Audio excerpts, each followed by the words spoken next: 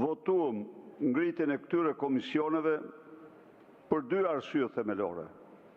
Spari janë një seri e pafundme e rekomandimeve të OSBE-ODIHR-it, të cilat ne i kemi pranuar dhe besojmë se janë të rëndësishme.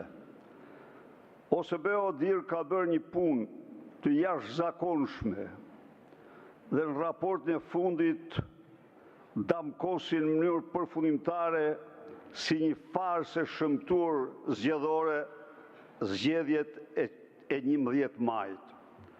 Në këtë kontekst, ne ndjehemi detyruar ndaj tyre që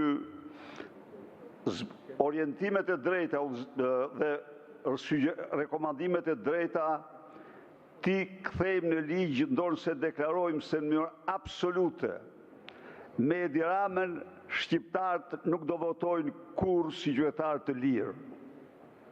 Kjo është e vërteta. Së dyti, reforma territoriale ishte një antireformë në të cilën u vendoste standardet e pabarazisë maksimale.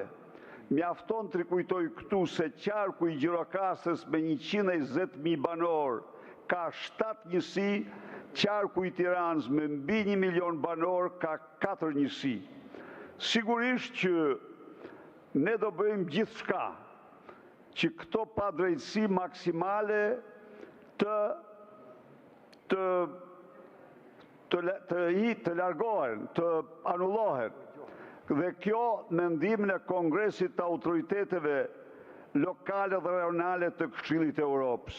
Pra, kjo është arsyeja sepse ne i votuam këto dy komisione, ndonse me bindjen më të thellë se me Edi Ramën nuk ka zgjedhje, me Edi Ramën nuk ka vot të lirë dhe është vetëm vendimi i qytetarëve, ai që do u rikthejë shqiptarëve votën, është përpjekje e opozitës, ai që do u rikthejë shqiptarëve votën. Faleminderit zoti Berisha. Një sqarim para se të kalojmë në shqyrtimin e raporteve vjetore të institucioneve, sepse ku nuk ka informacion ose ka